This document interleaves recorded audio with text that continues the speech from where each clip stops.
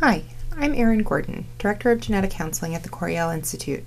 I want to tell you a little bit about what you can expect from your CPMC results for Warfarin response.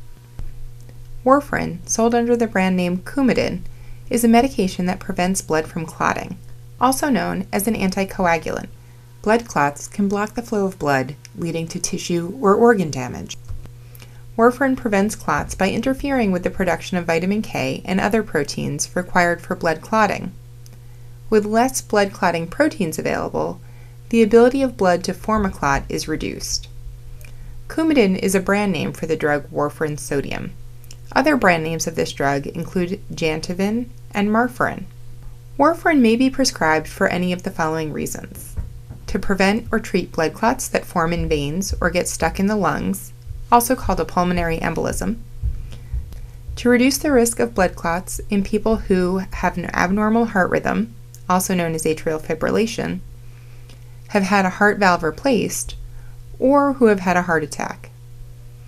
In addition, warfarin may be prescribed to reduce the risk of death or recurrent heart attacks and stroke after a heart attack. There is no standard dose of warfarin. Some people need higher doses and other people need lower doses. Several factors influence the dose of warfarin needed to prevent blood clots without causing dangerous side effects. Non-genetic factors such as age, weight, gender, race, diet, other medications, and smoking status account for approximately 60% of the variability in warfarin dosing. The remaining 40% of the differences in warfarin dosing between individuals is due to genetic variation. How do genes interact with medications? Well, when we take a medication, we usually take for granted that it will work. In reality, there's a lot that goes into how your body responds to a medication. Medications are broken down or activated by enzymes. Your genes then tell the body how to make these enzymes, and changes in the genes that provide the instructions for these enzymes may cause your body to break down a medication faster or slower than normal. These gene changes, or genetic variants, can affect how well a medication works for you and the risk of side effects. VCORC1, CYP2C9, and CYP4F2 are the three genes that have the greatest influence on how your body responds to warfarin. The CPMC analyzes these three genes to determine whether or not you may need a higher, lower, or intermediate dose of warfarin. Next, we'll tell you a little more about how each gene contributes to warfarin metabolism. Vitamin K is part of the normal blood clotting process. The VCORC1 gene makes an enzyme that helps the body use vitamin K. People who have the A variant in the VCORC1 gene have reduced vitamin K recycling, which reduces the ability of the blood to clot. People with this variant need a lower warfarin dose to prevent blood clots.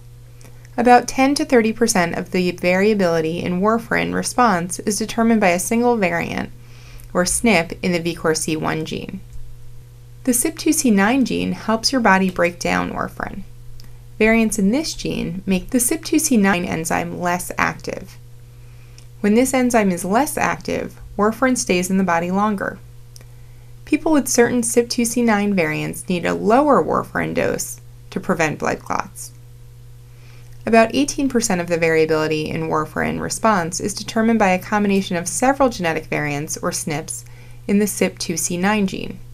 The CYP4F2 enzyme reduces blood clotting by decreasing the amount of vitamin K. People who have the A variant in the CYP4F2 gene could have a higher vitamin K level and therefore may need a higher warfarin dose to prevent blood clots. About 1 to 7% of the variability in warfarin response is determined by this single genetic variant in the CYP4F2 gene. Based on your genetic result, you will be placed in a predicted dosing category: increased dose indicated, intermediate dose indicated, or lower dose indicated. Your predicted dosing category may be useful to your healthcare provider in making decisions if you need to take warfarin. It's important for you and your healthcare provider to keep in mind that the assigned dosing category is based only on your genetic results. Other information, such as other medications that you're taking, may influence dosing decisions. In some cases, the dosing category for warfarin is not known and cannot be predicted because no patients with that particular combination of genetics variants has been studied to know how they would respond to the drug. In some cases, genetic testing provides some information to help determine the dosing category, such as increased or intermediate dose indicated, but the specific dosing category cannot be predicted. In other rare cases, the CPMC will not be able to predict a dosing category due to a technical limitation in the testing process. The frequency of each dosing category can be different in each racial or ethnic group. The example shown is for the Caucasian population. Your personal CPMC results will show how common each dosing category is in your racial or ethnic group. You can view this information in your personal report by clicking on the About tab and then the How Common tab. Information is not available for all racial or ethnic groups. If data is not available for your race or ethnic group, your report will include information for the Caucasian population.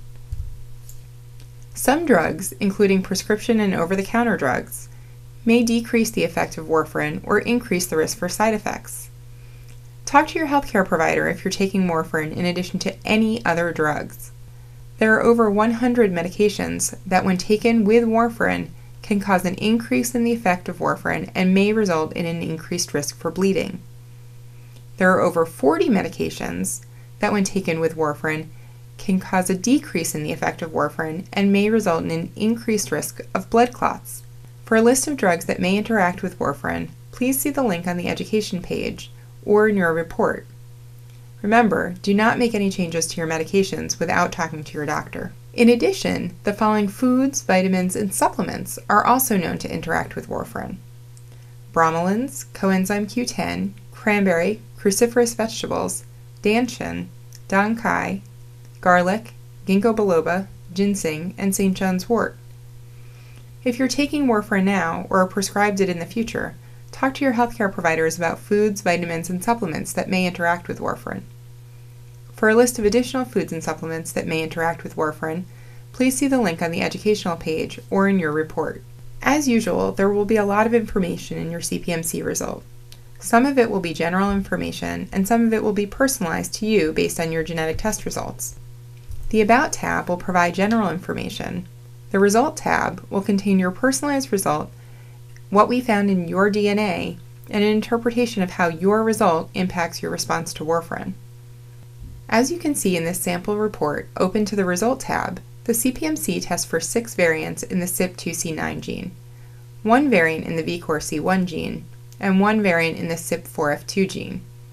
Each variant tested is listed by its RS number. This is the number used by scientists to name genetic variants. In the second column, we give the reference value, or the expected result. In the third column, you will find your results highlighted in yellow. Because we have 2 copies of every gene, one for mom and one from dad, everyone tested will have 2 results, represented by letters, for example, a C and a T, for each variant tested. In the last column, we provide the name for your combined genetic result. In some cases, your combined genetic result may be uncertain. See the Your Result Interpretation tab for the impact of your combined genetic result on warfarin dosing and risks. Your result interpretation will give you information about how your combination of genetic results impacts your expected response to warfarin and the dose of warfarin you are expected to need. For some results, we will not be able to provide an interpretation. INR, or clotting time, and clinical features should be used in combination with your genetic results to establish warfarin dosing based on standard guidelines. Your results may also affect your response to other medications. For a list of medications that are affected by variants in the CYP2C9, VCORC1, and CYP4F2 genes, please see the link on the educational page or in your report. It's important to note that CPMC testing alone cannot fully predict your response to warfarin or any other drug. Other factors like weight, gender, race, other health conditions, and other medications may also influence the way a person will respond to warfarin and other drugs. It is possible that you may have other genetic variants that occur in the CYP2C9, VCORC1, and CYP4F2 genes that are not tested by the CPMC. Also, it is possible that you may have variants in other genes that influence your response to warfarin. For more information about your CPMC warfarin drug response results, consider sharing your CPMC results with your healthcare provider, or contact a CPMC genetic counselor or pharmacist. You can also read the information provided on the CPMC Health Education page.